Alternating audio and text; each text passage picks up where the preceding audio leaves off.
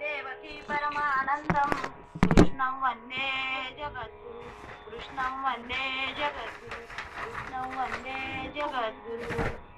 राम नाम ज्याचे मुखी तो नर धन्य तिही लोकी। राम नाम वाजे टाळी महादोषा होय होळी।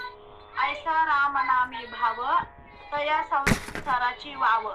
आवडीने नाम गाय एका जनार्दनी वंदी पाय। प्रस्तुत प्राप्त प्रवचन रूपी सेवेसाठी घेतलेला अभंग पैठण निवासी सकळ संतांचा हा राजा एकनाथ स्वामी माझा, ज्यांना आपण सर्वांनी त्यांना शांती बहाल केलेली। आपण म्हणलो शांती म्हटलं की एकनाथ महाराज आपल्याला आठवतात, म्हणून हा नाथ महाराजाचा अभंग आहे। आणि नाथ महाराज सांगतात, राम नाम ज्याचे मुखी तो नर धन्य तिही लोकी। राम नाम वाजे टाळी महादोषा होय होळी। ऐसा राम नामी भाव तया संसाराची वाव। आवडीने नाम गाय एका जनार्दनी वंदी पाय। महाराज सांगतात की आता उद्याचा दिवस खूप महत्वाचा आहे आजच्या दिवसापेक्षा। मग उद्या कुठला दिवस आहे तर उद्या म्हणजे रामनवमीचा दिवस आहे, म्हणजे राम जन्मच म्हटलं तरी हरकत नाही। मग राम नाम ज्याचे मुखी, मग त्या भगवंताचा उद्या जन्म आहे, मग त्याचं नाम आपल्या मुखात यायला पाहिजे का नाही? यायला पाहिजे ना। मग त्याच्या उद्याचा औचित्य साधून हा अभंग आज सेवेसाठी निवडलेला आहे। म्हणून नाथ महाराज म्हणतात की ज्याचा असा भगवंत आहे की तो अजन्म आहे, त्या भगवंताला रामाला कृष्णाला जन्मही नाही आणि मरणही नाही। ते म्हणजे भगवंत अजन्म आहेत, म्हणजे त्यांना जन्मही नाही आणि मरणही नाही। मग राम हा कुणाचा पुत्र आहे तर नाथ महाराज सांगतात राम हा दशरथाचा पुत्र आहे। मग त्यांचा जन्म कधी झाला तर महाराज सांगतात चैत्र शुक्ल पक्षात नवमीला झाला, बरोबर आहे की नाही? हा, तर मग त्या तिथीला आपण रामनवमी म्हणतो। मग उद्याची जी तिथी आहे ती तिथी म्हणजे शुक्ल पक्ष तिथी, आणि त्या तिथीला आपण रामनवमी म्हणतो। आणि त्या दिवशी अगदी धूमधडाक्यात राम जन्मोत्सव साजरा होतो किंवा साजरा करतात। जे राम भक्त आहेत चौकात म्हटलं, घराघरात म्हटलं तरी रामाचा जन्म काय करतात तर धूमधडाक्यात साजरा करतात। नाथ महाराज म्हणतात खरंच रामाचा जन्म होऊ शकतो का तर भौतिक अर्थाने रामाचा जन्म होऊ शकत नाही। राम हा असा अनुभव आहे, असे चैतन्य आहे जे प्रत्येक मनुष्याच्या तेजस्थानात म्हणजेच कुठं सामावलेले आहे तर ते आपल्या हृदयामध्ये सामावलेले आहेत असे नाथ महाराज सांगतात। आणि समस्त सृष्टीत अंतर्बाह्य सुद्धा सामावलेले आहेत। सृष्टीच्या कणाकणात ते राम विराजमान आहे। राम म्हणजे आपल्या असण्याचा, आपल्या अस्तित्वाचा अनुभव आहे। वास्तविक राम हा कसा आहे तर राम हा निराकार निर्गुण आहे। तो सर्वत्र भरलेला आहे। तो अजन्मा पण आहे, म्हणून त्याचा जन्म होऊ शकत नाही। त्याला भौतिक स्वरूप नसल्याने जन्म मृत्यू किंवा आदी अंत असे काहीच नाही, म्हणजेच त्याला आरंभ नाही आणि शेवटही नाही। म्हणून तो कसा आहे, अनादी आहे, तो अनंत आहे, असीम आहे, अखंड आणि सर्वव्यापी आहे। त्यामुळे रामनवमीला साजरा होणारा जन्मोत्सव हा रामाचा नव्हे तर रामाच्या मनोशरीर यंत्राचा म्हणजे मानवी शरीराचा असतो। हा जन्म रामाचा आहे का? नाही, तर इतर रामायणामध्ये सुद्धा सांगितलेलं आहे की हा जन्म म्हणजे रामाच्या मनोशरीराचा यंत्राचा म्हणजे मानवी शरीराचा असतो। कारण त्याचे मानवी शरीर हे तर केवळ त्याच्या व्यक्तीचे निमित्त होते। निराकार रामाने आपल्या कार्यपूर्तीसाठी तात्पुरता घेतलेला तो एक शरीराकार होता। निराकार रामाने त्या शरीराच्या माध्यमातून अभिव्यक्ती कार्य केलेले आहे। चारित्र्याचे असे आदर्श निर्माण केलेले आहे जे अनेक युगे लोटल्यानंतर आजही आपल्यासाठी राम आदर्शच आहेत। त्यांचे ते मानवी शरीर रूप हे समस्त विश्वासाठी एक महानिमित्त होते आणि ते नेहमीच राहणार आहे. म्हणून आपण वास्तवात राम आणि त्याचे भौतिक शरीर यंत्राला फरक समजून घेतलेला आहे. तर रामाच्या निमित्त दिवसाची म्हणजेच जन्मदिवसाचीच कथा आहे एक. तर अयोध्येचा राजा दशरथ राजा आहेत आणि दशरथ राजाला किती राणे आहेत? तर दशरथ राजाला 3 राणे आहेत. किती राणे आहेत? 3. मग पहिली राणी जी आहे तर पहिली आहे कौसल्या, दुसरी आहे कैकई आणि तिसरी आहे सुमित्रा. पण तरीही त्या राजाला दशरथ राजाला 3 राणे होत्या, म्हणजे 3 पत्नी होत्या, 3 बायका होत्या. 3 बायका असूनही दशरथ राजाला संतान होत नव्हते. म्हणजे पहा, दशरथ संतानहीन होता, म्हणजे त्यांना संतान नव्हते. तर तेव्हा त्यांनी संतान प्राप्तीसाठी राजाने वशिष्ठाच्या सल्ल्यावरून पुत्र कामेष्टी यज्ञ केला. मग दशरथ राजाने कुठला यज्ञ केला? वाल्मिक ऋषींच्या सांगण्यावरून की पुत्र कामेष्टी यज्ञ करा. मग त्यांनी तो यज्ञ केला आणि त्या यज्ञातून अग्नी देवता प्रगट झाले आणि त्यांच्या हातात खिरीने भरलेले सुवर्ण पात्र होते. आणि अग्निदेव राजाला म्हणाले, हे राजा, ही खीर तुझ्या राण्यांना काय कर, वाटून दे. म्हणजे ही खीर मी तुला सुवर्ण पात्रात दिलेली आहे, पण ही खीर तू काय कर, तर तुझ्या ते 3 राणे आहेत ना, त्यांना वाटून प्रसाद म्हणून दे. हा, तर या खिरीने त्यांनी या खिरीचे प्राशन करतात तुम्ही अपत्य प्राप्तीचे कामना पूर्ण होतील. म्हणजे त्यांनी काय सांगितलं राजाला, तुमच्या राण्यांनी हा प्रसाद खाल्ला तर तुम्हाला पुत्र प्राप्ती होईल असं. मग हे ऐकून आनंदित झाल्याने राजाने अग्निदेवाकडे त्या खिरी पात्राचा स्वीकार केला. अग्निदेवाकडून खिरी पात्राचा स्वीकार केला आणि आपल्या राण्यांना ती खीर काय केली, ती खीर वाटून दिली. काही कालांतराने 3 राण्यापासून राजाला 4 पुत्र प्राप्त झाले. मग त्यांनी तो प्रसाद वाटून दिला, पण त्या प्रसादापासून, त्या खिरीपासून राजाला किती मुलं झाले? 4 मुलं झाली. आणि राजा दशरथ आणि कौसल्येनं पूर्वजन्मापासूनच मनु आणि शतरूपाच्या रूपात ईश्वरी प्राप्तीसाठी कठोर घोर तपश्चर्या केली होती. तेव्हा भगवान विष्णूने त्यांना वरदान दिले होते की तुमच्या पुत्राच्या रूपाने मी स्वतः पृथ्वीवर काय करेल, जन्म घेईल. राजाच्या पोटी, दशरथ राजाच्या पोटी भगवान विष्णूने काय केलेला, त्यांना वरदान दिले की तुमच्या पोटाला मी या पृथ्वी तलावर काय घेईल, जन्म घेईल प्रत्यक्षात. आणि आपल्या वरदानाची पूर्ती करण्यासाठी भगवान विष्णूने दशरथ आणि कौसल्याच्या पोटी रामाच्या रूपाने काय घेतला, तर जन्म घेतला. आणि तसेच कैकईच्या पोटी भरताचा आणि सुमित्राच्या पोटी लक्ष्मण आणि शत्रुघ्न यांचा जन्म झाला. पहा, कौसल्याच्या पोटी कोण जन्माला आले, तर कौसल्य मातेच्या पोटी रामाने जन्म घेतला. तसेच कैकईच्या पोटी भरताचा आणि सुमित्रेच्या पोटी लक्ष्मणाचा आणि शत्रुघ्नाचा, असे 4 मुलं प्राप्त झाली, म्हणजे पुत्र प्राप्त झाले, त्यांचा जन्म झाला. पुत्र प्राप्तीसाठी कामना पूर्ण झाल्याने राजा आणि त्या 3ही राण्या अतिशय आनंदित होत्या.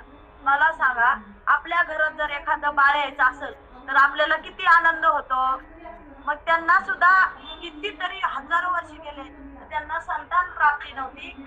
मग त्यांनी पुत्र कामेष्टी यज्ञ केला आणि तो यज्ञ केल्यानंतर त्यांना पुत्र प्राप्ती झाली. मग पहा, इथं सुद्धा प्रभू दशरथाने सुद्धा गुरुचं ऐकलं, मग आपण सुद्धा गुरुचं ऐकलं पाहिजे. मग पुत्र प्राप्तीच्या कामना पूर्ण झाल्याने राजा आणि त्याच्या 3ही राण्या काय होत्या, खूप आनंदित होत्या, खूप आनंदित. आणि मग राम जन्मला ग सखे, राम जन्मला, राम जन्मला ग सखे, राम जन्मला. हे गाणं तर तुम्हाला माहीतच असेल, त्याच्यातल्या काही ओळी आता म्हटले. तर अशा रामाचा जन्म झाला आणि राजाच्या आनंदी राजा शेवटी तो राजाही आनंदित आणि राजाची प्रजाही आनंदीच आनंदी. कारण आनंद घडो तिकडे तिकडे चोहीकडे किंवा आनंदाचे डोही आनंद तरंग. मग आपल्या घरामध्ये जर एखादा बाळाचा जन्म व्हायचा असेल किंवा बाळ यायचं असेल तर आपल्याला किती आनंद होतो. आपण म्हणजे किती सायस करतो. कुणीतरी येणार नाही का, पाहुणा घरी येणार. हा, मग ते शपथ गाणे आहेत. असू द्या, विनोदाचा भाग सोडून द्या. पण राजवाड्याप्रमाणे संपूर्ण राज्यात राम जन्माचा सोहळा थाटामाटात धूमधडाक्यात काय केला जातो तर साजरा केला जातो. आणि या कथेनुसार रामायणात रामाप्रमाणेच लक्ष्मण, भरत आणि शत्रुघ्न या मुख्य पात्रांचेही आगमन आहे. रामायणात तुम्ही जर पाहिलं असेल तर रामायणात जी कथा आलेली आहे त्याच्यामध्ये रामाप्रमाणेच म्हणजे रामाला जेवढं महत्व आहे तेवढंच लक्ष्मण, भरत आणि शत्रुघ्न या मुख्य पात्रांचेही आगमन झालेले आहे. आणि राम नामाचे महत्व या ग्रंथाच्या आरंभीच विस्ताराने सांगितलेले गेले आहे. आता कथेमधल्या अन्य पात्रांच्या अर्थाचे नावे आपण काय करू तर समजून घेऊ. मग पुढे सांगतात महाराज की दशरथ, पहिलं काय आहे राजा दशरथ. मग 10 इंद्रियाचा रथ म्हणजे शरीर आणि अर्थात मनो शरीर म्हणजे यंत्र. हा रथ ओढणारे घोडेस्वार म्हणजे घोडे म्हणजे आपले 2 कान.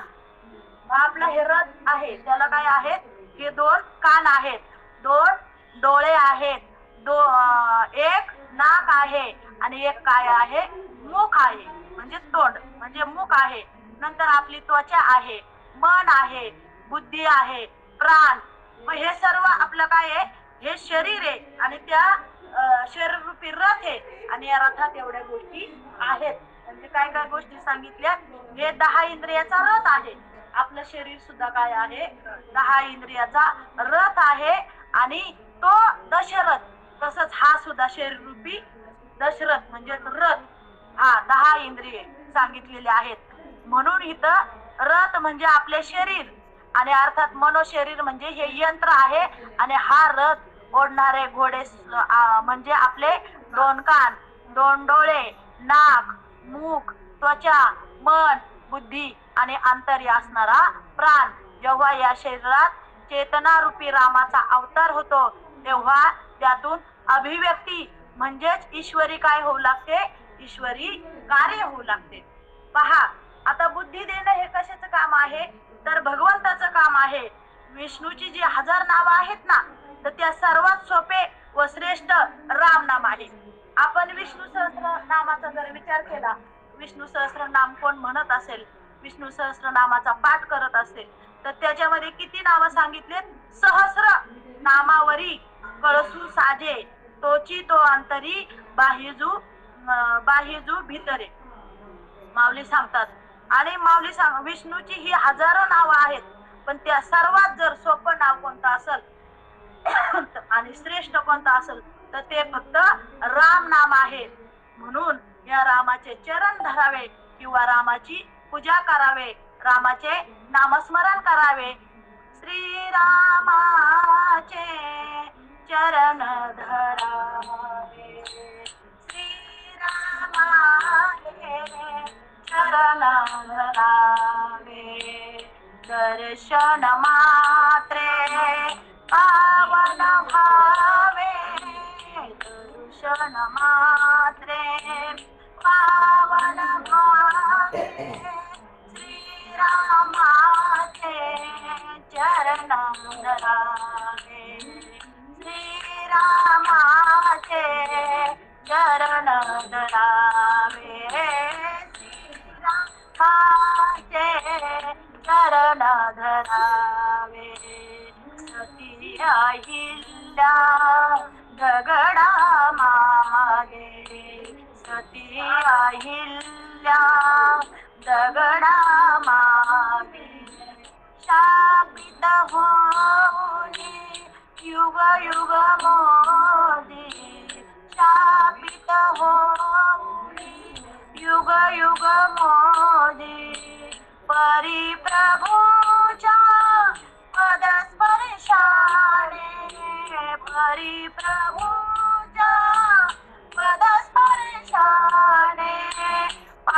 पाषाण सही जीवन द्यावे, पाषाण सही जीवन द्यावे, श्रीरामाचे चरण धरावे, श्रीरामाचे चरण धरावे, श्रीरामाचे चरण धरावे, चरण धरावे, चरण धरावे. तर महाराज सांगतात रामाचे आपण काय केलं पाहिजे, चरण धरले पाहिजे. राम नामाचा आपण मुखाने काय केला पाहिजे, उच्चार केला पाहिजे, जप केला पाहिजे. आणि जो या राम नामाचा उच्चार करेल, म्हणून नाथ महाराज म्हणतात राम नाम ज्याचे मुखी तो नर धन्य तीही लोकी. जो नर म्हणजे हा नर म्हटलेला आहे आपल्याला, आणि जो नर म्हणजे नर नारी याती न भलते काही, म्हणजे नर असो अथवा नारी असो किंवा कोणीही असलं साधक, तरी त्याने काय करायचं आहे, नामस्मरण करायचं आहे. आणि या अभंगाद्वारे महाराज सांगतात की राम नाम ज्याचे मुखी तो नर धन्य तिही लोकी. मग ज्याच्या मुखामध्ये राम नाम आहे तो तिन्ही लोकात काय आहे, धन्य आहे. मग राम रक्षेमध्ये शेवटच्या श्लोकात सांगतात की विष्णूची सहस्र नाव आहेत. मग एका बाजूस राम नाम आणि दुसऱ्या बाजूस एका बाजूस व राम नाम, एका बाजूस किंमत. मग सारखीच ज्याप्रमाणे 1 रुपयाचा 1000 नोटा आणि 1000ची एकच नोट किंमत समान होते, बरोबर आहे ना. मग 1000ची 1 नोट आणि 1 रुपयाच्या 1000 नोट किंमत समान, हा एकच आहे. मग राम रामेती रामेती रमे रामे मनोरमे, सहस्र नाम ततुल्य राम नाम वरानने. मग राम रक्षा शंकरांना राम नाम अतिशय आवडते, बरोबर आहे ना.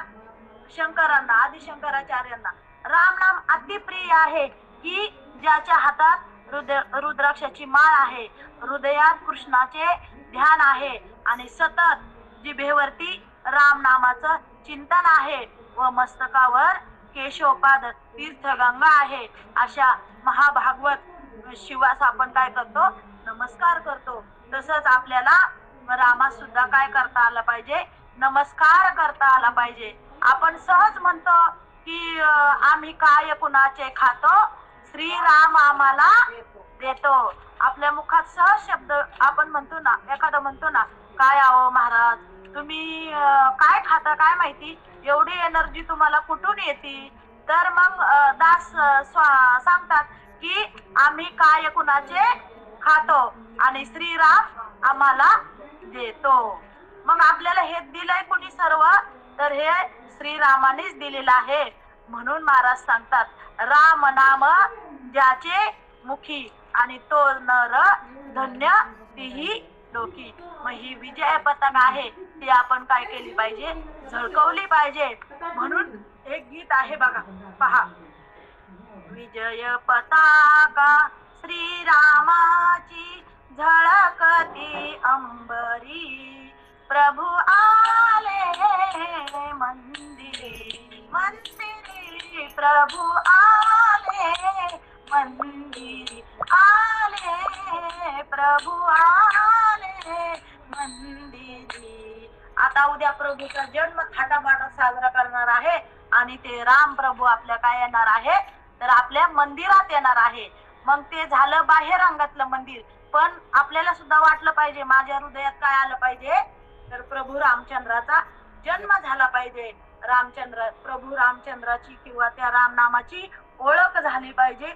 आणि म्हणून माऊली म्हणतात, म्हणून अर्जुना मी नसे ऐसा कवनू ठाव असे, परी प्राणी अशी दैव कसे जे न देखती माते. माऊली सांगतात की आपण किती भाग्यवान आहे, आपलं दैव कसं आहे की जो सर्वांचा आहे, परमात्मा आहे, सर्वांच्या हृदयामध्ये काय करत आहे, तर तो निवास करत आहे.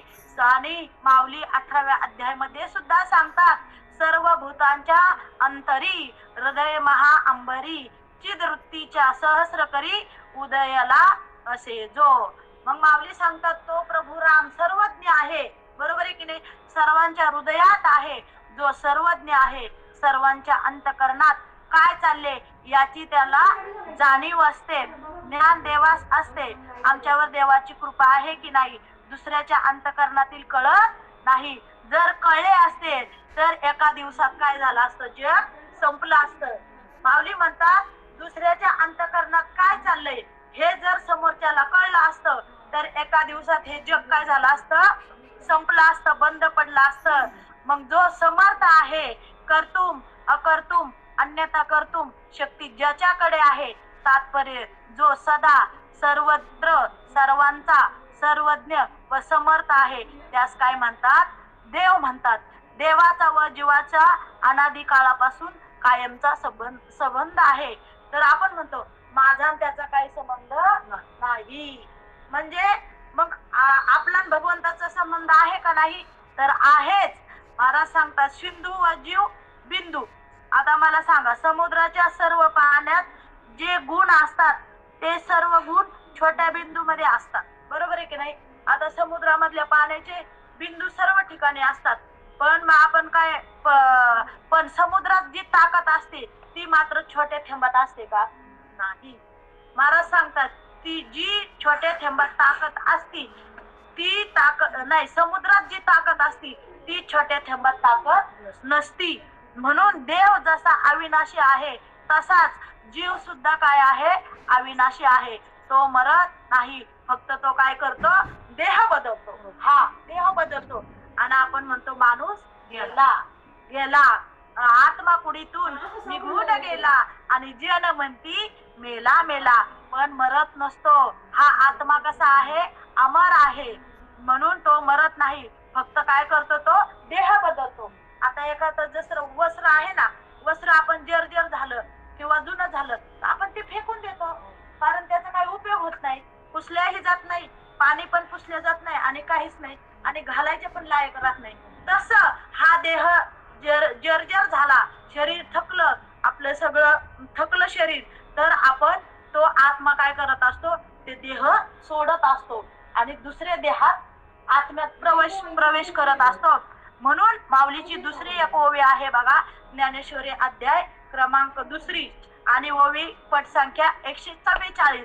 माऊली सांगतात जैसे जीर्ण वस्त्र सांडीजे मग नूतन वेडीजे, तैसे देहांतरा ते स्वीकारिजे चैतन्याथे. तर माऊली सांगतात दुसरा अध्याय सांख्य योग मध्ये माऊली सांगतात की ज्याप्रमाणे माणूस जुने कपडे बदलतो आणि पुन्हा नवीन धारण करतो, हा त्याप्रमाणे ईश्वर अंश जीव अविनाशी चेतन अमल सहज सुख राशी. तुलसीदेव देव चेतन आहे, जीव पण चेतन आहे. देव जसा दिसत नाही त्याप्रमाणे जीव सुद्धा दिसत नाही, म्हणजे जीव पण आपल्याला दिसत नाही. आता मला सांगा, एखादा आपण जवळ बसलोय शेजारी आणि एखादा माणूस घाईला आलाय आणि त्याचा जीव निघून गेला, दिसतो का आपल्याला जीव? मुळी दिसत नाही, मग तो जीव नसतो का? असतो, पण तो आपल्याला दिसत नाही, एकदम सूक्ष्म असतो, तो कधी निघून जातो ते आपल्याला दिसत नाही. आणि दुसरी गोष्ट, आईच्या उदरात जीव येतो, तो दिसतो का आपल्याला? नाही दिसत. माऊली सांगतात की तसं आईच्या उदरात केव्हा येतो, आई सुद्धा दिसत नाही. तो आईच्या उदरात जो जीव येतो ना, तो त्या आईला सुद्धा दिसत नाही. मग पहा भगवंताची किमया कशी आहे. मग आई सुद्धा दिसत नाही आणि जाताना तो बायको सुद्धा दिसत नाही, म्हणजे येताना आईला तो जीव दिसत नाही, तसंच बायकोचा नवरा जाताना त्या बायकोला सुद्धा तो जीव दिसत नाही, कुणाला दिसत नाही. कारण देव जसा सूक्ष्म आहे तसा जीव पण सुद्धा सूक्ष्म आहे, अति सूक्ष्म, म्हणजे अति बारीक आहे. खरंच आपला विवेक जागृत आहे का? अति सूक्ष्म विचार, आपला विवेक जागृत ठेवून आपल्याला हे धर्माचं काय करायचं आहे, कार्य करायचं आहे. मग जीव किती सूक्ष्म आहे हे उपनिषदात सुद्धा सांगितलेलं आहे. आपल्या केसाचा अग्रभाग घेऊन त्याचे 10,000 भाग करावे, त्यातील एक भाग म्हणजे जीव आहे. आता आपला एक केस आहे, त्याचे 10,000 तुकडे केले, त्याच्यातला बारीक सुद्धा तो म्हणजे आपला काय आहे, जीव आहे. मग आपल्या केसाचा अग्रभाग घेऊन त्याचे 10,000 भाग करावे. त्यातील एक भाग म्हणजे हा जीव आहे. आणि ही सुद्धा कल्पना आहे. पहा, बालाग्नशे भागस्य शतधा कल्पितस्य भागो जीव विज्ञेय सचानत्याय कल्पते. म्हणजे जीव एवढा लहान आहे पण याची शक्ती प्रचंड आहे. कारण हा जीव कुणाचा अंश आहे? तर हा जीव त्या भगवंताचा अंश आहे. म्हणून महाराज सांगताय ममैवांशो जीव लोके जीवभूत सनातना मनाष्ठानी इंद्रियानी प्रकृती स्थानी कर्षती. हा ईश्वराचा अंश आहे. म्हणून देहास ममत्व जीवामुळे आहे. या देहाला ममत्व आहे कुणामुळं? त्या जीवामुळे आहे. मग देहातून जर जीव निघून गेला की देह म्हणजे ओल्या मातीचा गोळा. पहा माऊलीचं किती सूक्ष्म निरीक्षण आहे. माऊली म्हणतात या देहातून जर आपला जीव गेला तर राहिला म्हणजे चिखलाचा गोळा. या देहाचा काही उपयोगाचा नाही. म्हणून महाराज सांगतात की त्यामुळे लवकर विल्हेवाट लावावी लागते. आपल्या जर देहातून आत्मा निघून गेला तर आपण काय म्हणतो? आवरा लवकर, आवरा लवकर. कारण जोपर्यंत या देहामध्ये तो जीव आहे तोपर्यंत हा देह फुगत नाही. जोपर्यंत या देहामध्ये ते चैतन्य आहे तोपर्यंत हा देह सडत नाही.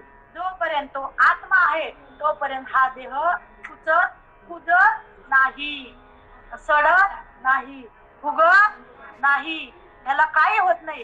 पण जर एकदा या देहातून तो जीव गेला तर लगी म्हणतात काम आवर्त घ्या, पाहुण्यांना फोन करा आणि बोलून घ्या. कारण हा देह फुटण्याची शक्यता आहे. कारण त्याच्यातलं ते चैतन्यच निघून गेलेलं आहे. म्हणून हा आत्मा काय करतो? देह सोडतो आणि दुसरा देह धारण करत असतो. म्हणून लवकर विल्हेवाट लावावी लागते. शरीरात जीवाची सत्ता चालते, आपल्या देहाची सत्ता नाही. म्हणून किंमत कशाला आहे? त्या जीवाला आहे.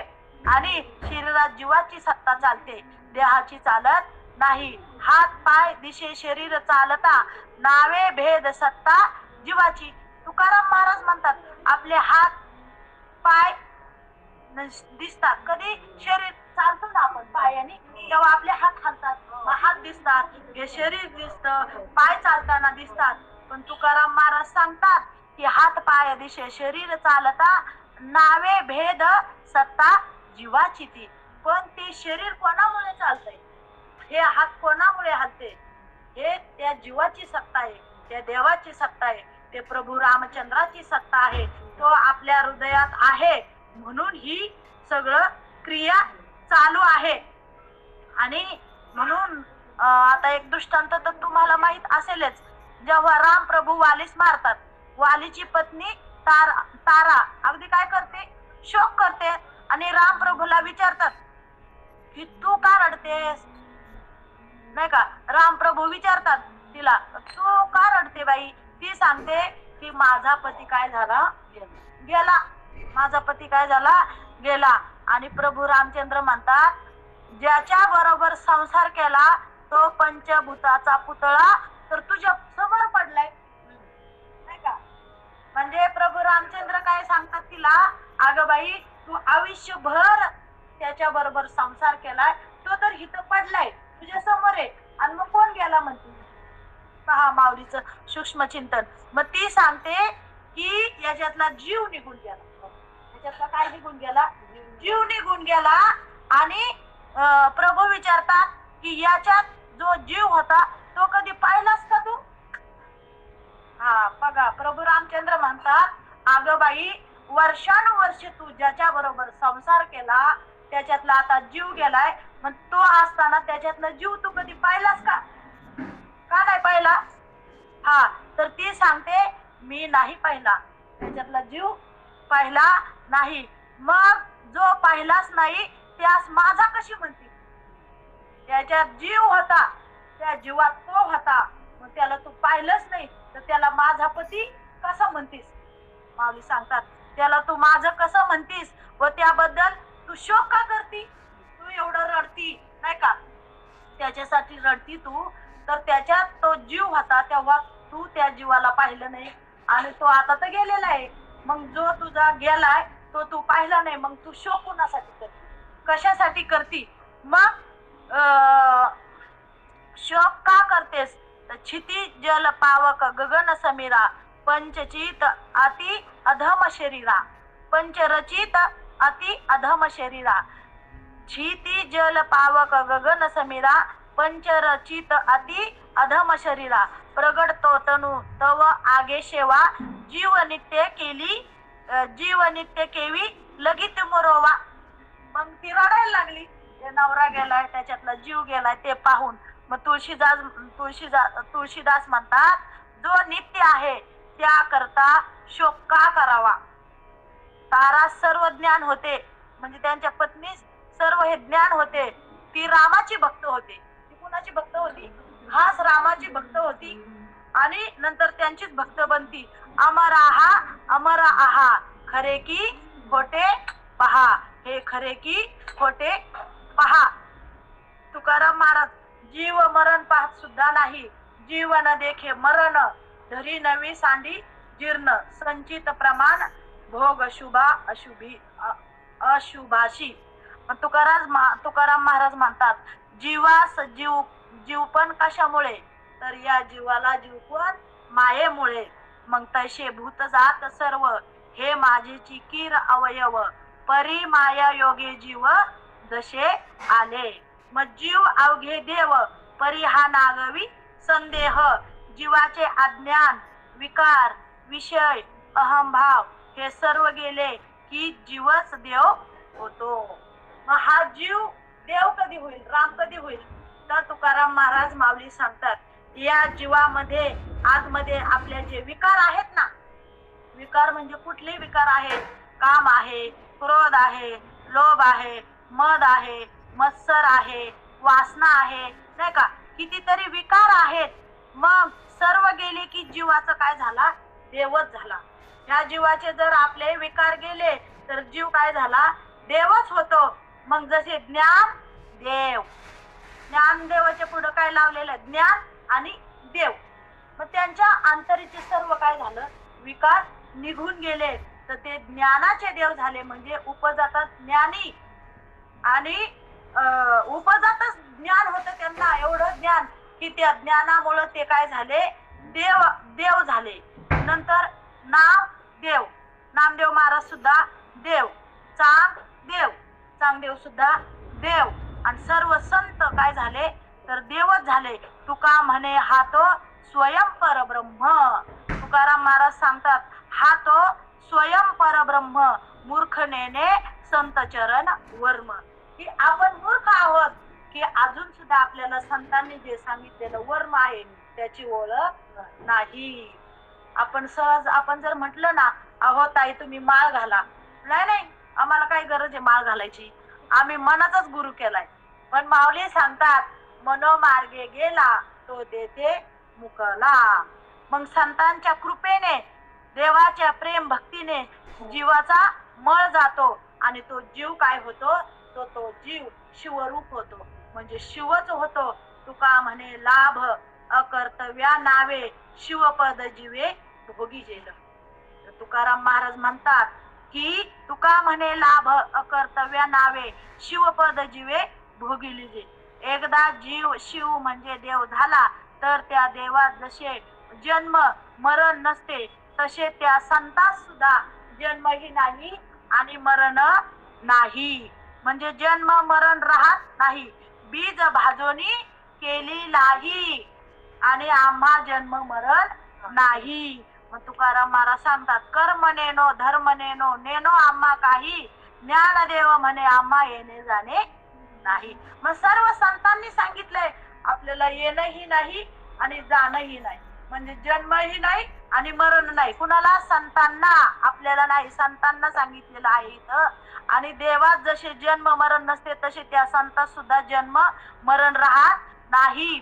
बीज भाजून केलेलं आहे आणि आम्हा जन्म मरण नाही. म्हणून महाराज सांगतात की तुम्ही नामस्मरण करा. कुणाचं नामस्मरण करा? मग दशरथ हा इंद्रिय 10 इंद्रियांचा आहे. मग त्याच्यामध्ये काय काय आहे तर सांगितलेलं आहे. मन आहे, बुद्धी आहे, डोळे आहे, मन, त्वचा, बुद्धी, प्राण हे आहेत. मग आता हे दशरथाचं झालं. मग लक्ष्मण काय आहे?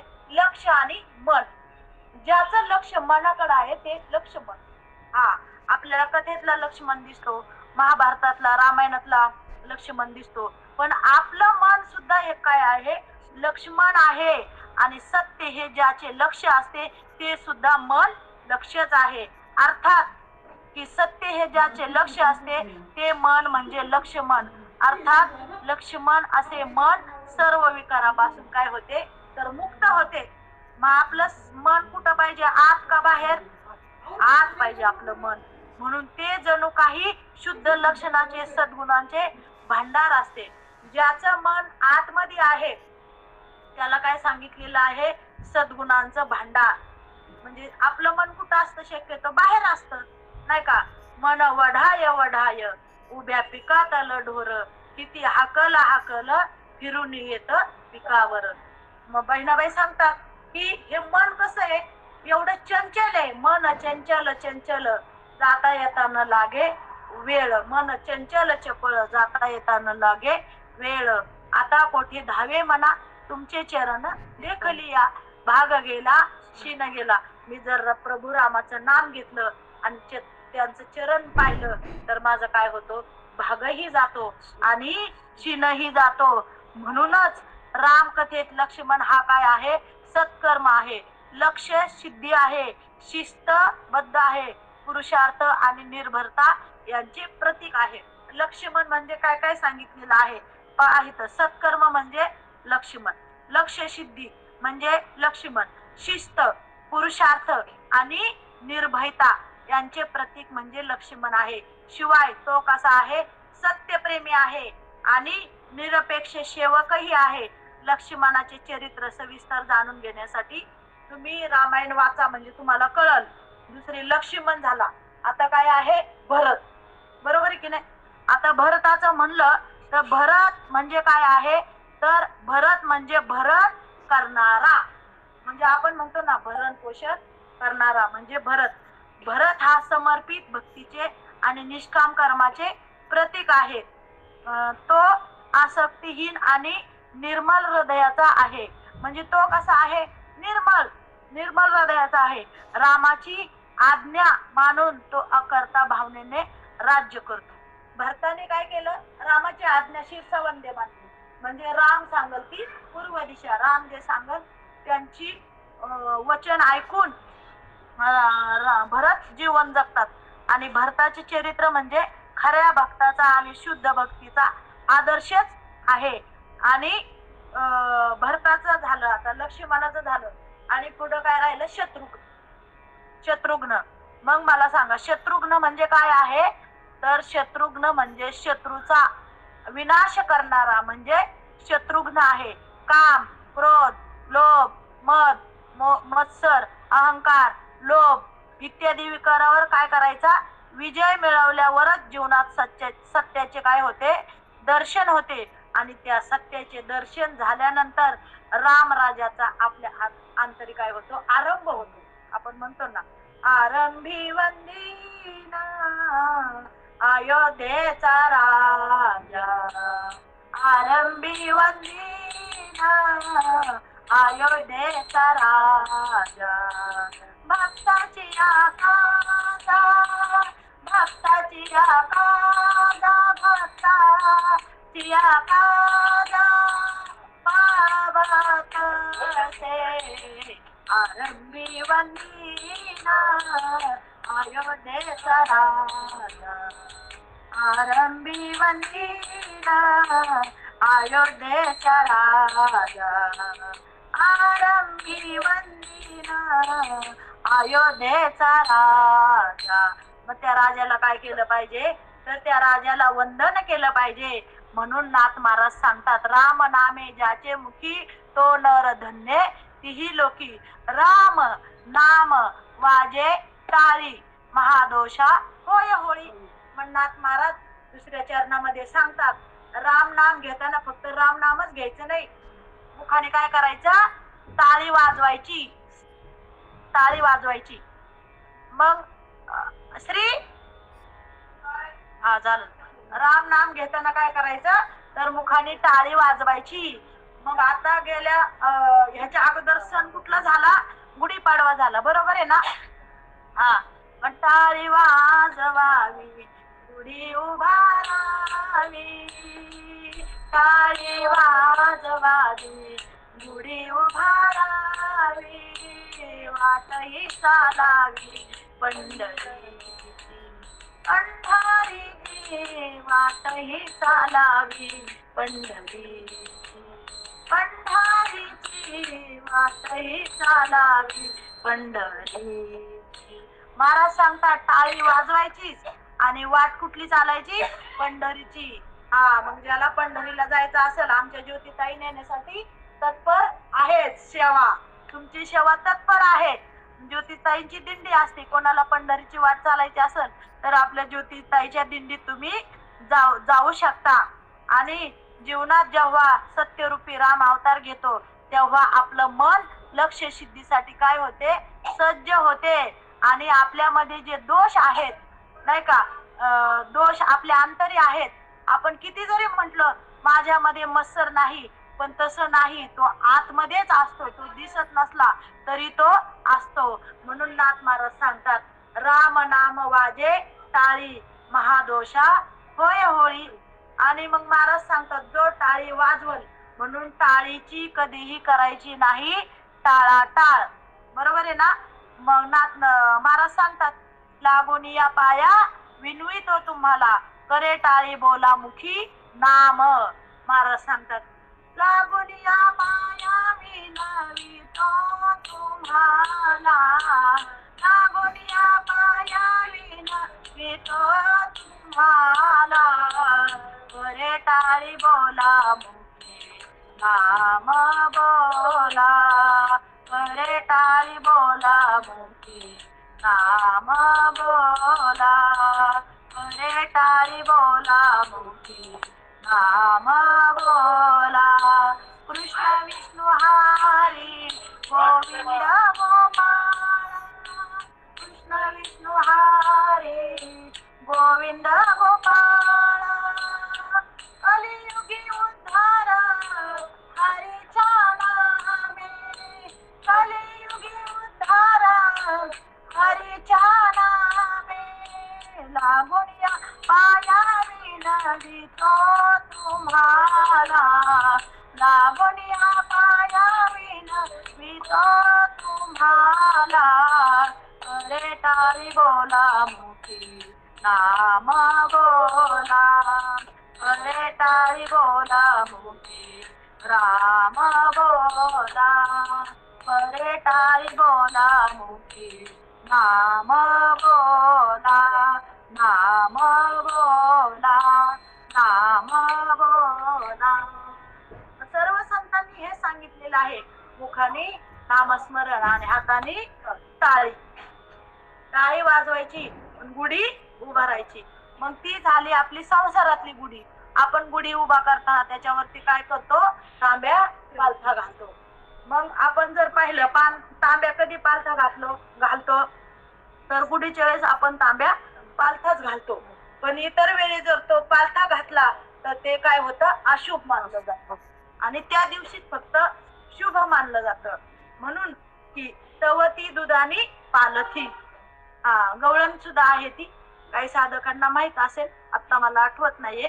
पण महाराज सांगतात की राम नाम वाजे टाळी महादोषा होय होळी.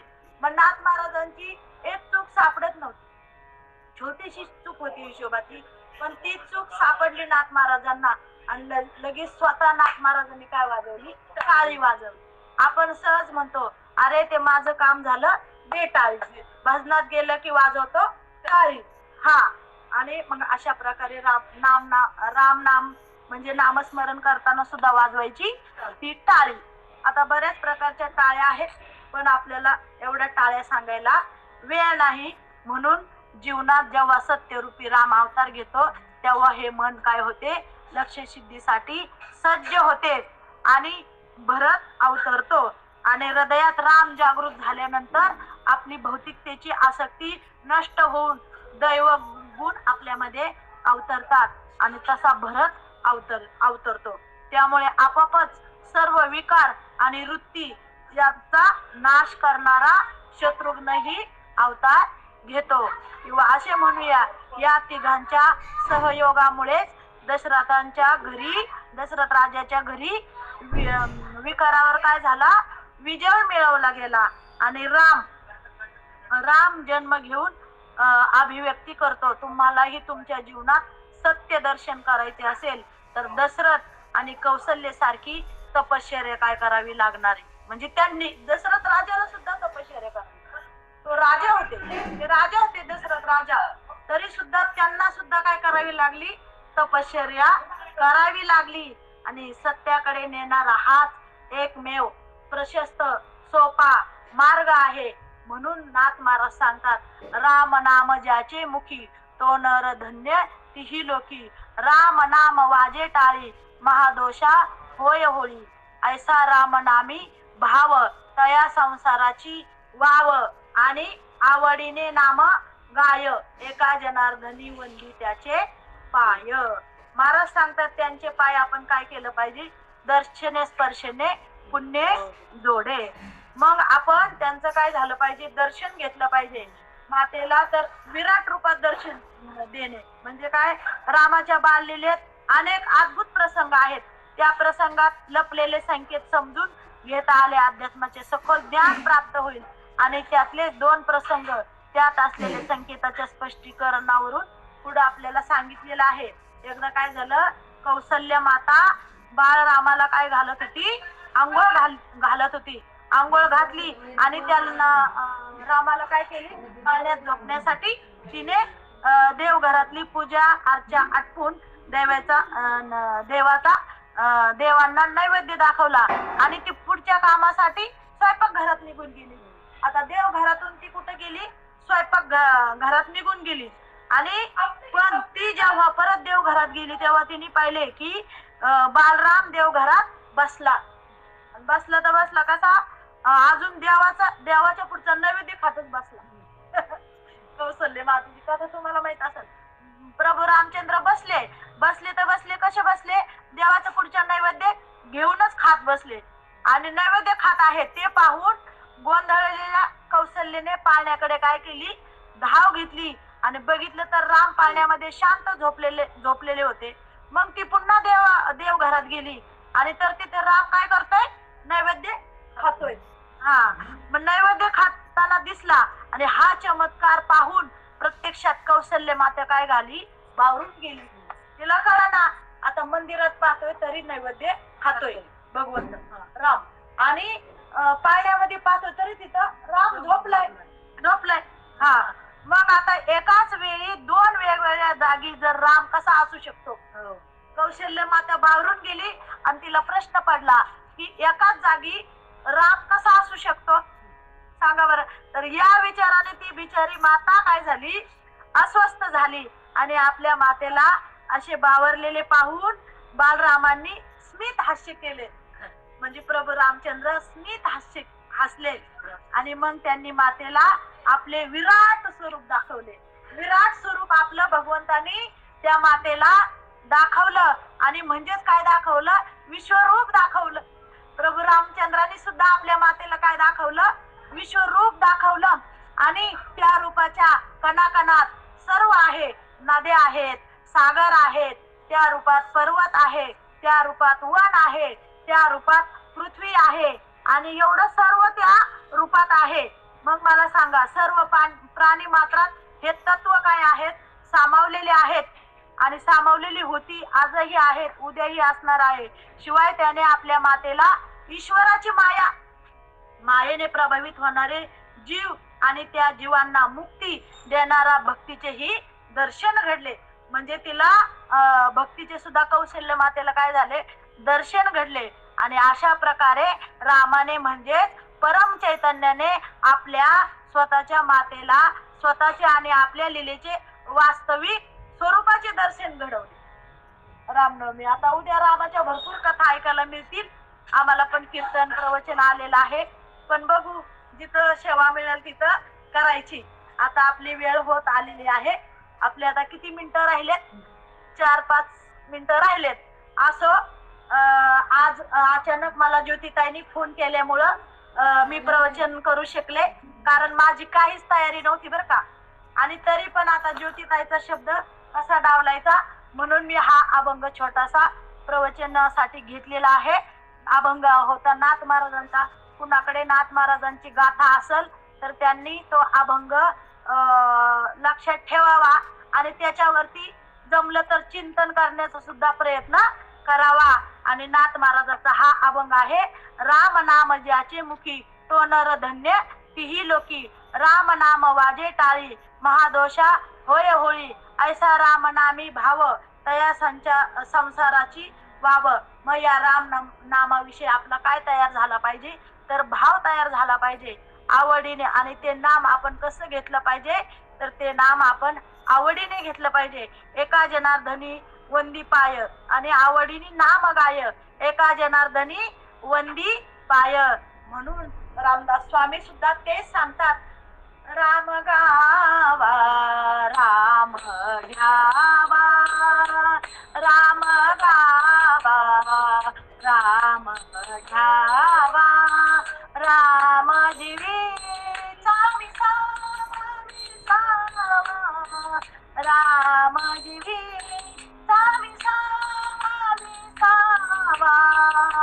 राम गावा राम घ्यावा, राम गावा राम घ्यावा. महाराज सांगतात की राम कैवल्याचा दानी, रामदास अभिमानी, कल्याणाचे जे कल्याण रघुरायाचे गुणगान, मंगलाचे जे मंगल राम कौशल्याचा बाळ. राम कैवल्याचा दानी, रामदास अभिमानी. आणि आपल्या श्लोकात सुद्धा रामदास स्वामींनी सांगितलेले आहे, प्रभाते मनी राम चिंतित जावा, पुढे वैखरी राम आदी वदावा, सदाचार हा थोर सांडून येतो, जनी तो चितो मानवी धन्य होतो. रामदास स्वामी सांगतात की प्रभाते राम चिंतित जावा, म्हणजे आपण म्हणतो ना सकाळचा राम पहारा. राम प्रहारामध्ये आपण काय केलं पाहिजे तर राम नामाचा जप केला पाहिजे आणि त्या प्रभूचं नामस्मरण केलं पाहिजे. असं म्हणून नाथ महाराज सांगतात की तुमच्या मुखामध्ये काय आलं पाहिजे, राम नाम आलं पाहिजे. असो बोलिले लेकुरे वेडी वाकुडे उत्तरे, करा क्षमा अपराध महाराज तुम्ही सिद्ध. आणि माऊली सुद्धा 9व्या अध्यायामध्ये सांगतात, ना तरी बालक बोबडे बोले, का विचुके पाऊले, ते चोज करुणी माऊली रिझे जेवी. या मुखाद्वारे मुखातून जर काही अपशब्द आला असेल तर आपली मुलगी म्हणून क्षमा करताल अशी आशा बाळगते आणि सेवेला स्वल्प विराम देते. विठ्ठल विठ्ठल विठ्ठल विठ्ठल विठ्ठल विठ्ठल विठ्ठल विठ्ठल विठ्ठल विठ्ठल विठ्ठल. आता विश्वात्मके देवे येणे वाग्यज्ञ तोषावे, तोषोनी मज द्यावे पसाय दान हे, जे खळांची व्यंकटी सांडो तया कर्मी रती वाढो, भूता परस्परे पडो मैत्र जीवांचे, दुरितांचे तिमिर जावो, विश्वस धर्म सूर्य पाहो, जो जे वांछिल तो ते लाहो, प्राणी जात वर्षत सकळ मंडळी, ईश्वर निष्ठांची मांदियाळी, अनवरत भूमंडळी भेट तू तया भूता, चला कल्पतरुचे आरव, चेतना चिंतामणीचे गाव, बोलते जे अर्णव पियुषाचे, चंद्रमे जे अलांछन, मातंड जे तापहीन, ते सर्वाही सदा सज्जन सोयरे होतो, किंबहुना सर्व सुखी पूर्ण होनी ती लोकी, भजिजो आदि पुरुषी अखंडित आणि ग्रंथोपजीवी, विशेषी लोकीये दृष्टा दृष्ट विजय होवा वेजी, एथ म्हणे श्री विश्वेश्वराव, हा होईल दान पसावो, येणेवर श्री ज्ञानदेव सुखिया झाला, येणेवर श्री ज्ञानदेव सुखिया झाला, येणेवर श्री ज्ञानदेव सुखिया झाला. विठ्ठल विठ्ठल विठ्ठल विठ्ठल विठ्ठल विठ्ठल विठ्ठल, कुंडली एकावरती हरी विठ्ठल, श्री ज्ञानदेव तुकाराम पंढरीनाथ भगवान की जय. माऊली ज्ञानेश्वर महाराज की, जगद्गुरु संत तुकाराम महाराज की, प्रभु रामचंद्र भगवान की जय, पवन सूत हनुमान की जय. जय जय रघुवीर समर्थ. रामकृष्ण हरी. रामकृष्ण हरी ताई. रामकृष्ण हरी अर्चना ताई. खूप सुंदर सेवा झाली आणि अगदी हाकेला धावल्याप्रमाणे तुम्ही धावून आलात ऐन वेळेला. त्यासाठी आपल्या श्री रघुनाथ फाउंडेशनच्या वतीने अर्चनाताईंचे खूप मनापासून आभार. आणि उद्या रामनवमी आहे, तर राम जन्मोत्सव आजच आपल्याकडे झालेला आहे आणि अतिशय सुंदर म्हणजे जे काही सुरुवातीपासून शेवटपर्यंत प्रवचन झालं ते खूप खूप सुंदर झालं. सगळ्यांना यूट्यूबवर ऐकायला परत मिळेलच, त्याबद्दल काही वाद नाही.